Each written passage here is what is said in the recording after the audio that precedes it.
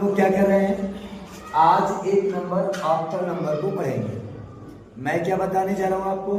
मैं बताने जा रहा हूं कि ऑक्टल का जन्म कहां से हुआ, ऑक्टल नंबर का जन्म कहां से हुआ। तो पहला काम, ये संख्या जो है, यह संख्या कंप्यूटर की संख्या है। किसकी संख्या है? ये आपके सर जब कभी कंप्यूटर आप पढ़ेंगे तो आपके सर कंप्यूटर में पढ़ाएंगे, कौन संख्या पढ़ाएंगे? Octal number. कंप्यूटर के लिए बहुत संख्या होती है, बाइनरी संख्या जिसको आप लोगों ने पढ़ लिया, बाइनरी संख्या हम लोगों ने पढ़ लिया ना।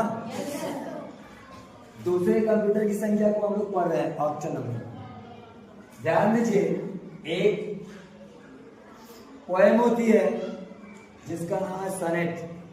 क्या नाम है? सनेट। और अब मैं इसकी डेफिनेशन यहां लिखता हूं, the poem which contains only, तो यहां देखिए सनेट की डेफिनेशन लिखी गई है, the poem which contains only 14 lines is called sonnet। इसका मतलब क्या होता है? जैसे इस दुनिया में बहुत सारी पोएम होती है, बहुत प्रकार की पोएम होती है, लेकिन जिस पोएम में कितनी लाइन होगी? कितनी लाइन? 14। कितनी लाइन?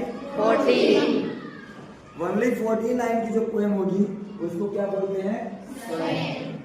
क्या बोलते हैं उसको? सोनेट। बात समझाया? Yes sir. और इसी सोनेट को दो पार्ट में बांटा गया है। एक पार्ट बोलते हैं ऑक्टेव और एक पार्ट बोलते हैं सेस्टेट। क्या बोलते हैं? सोनेट को दो पार्ट में बांटा गया है, एक पार्ट का नाम ऑक्टेव है और दूसरे पार्ट का नाम सेस्टेट। बात समझ आ गया? Yes sir. जो ऑक्टेव होती है, ये देखिए, बिगनिंग 8 लाइन of sonnet,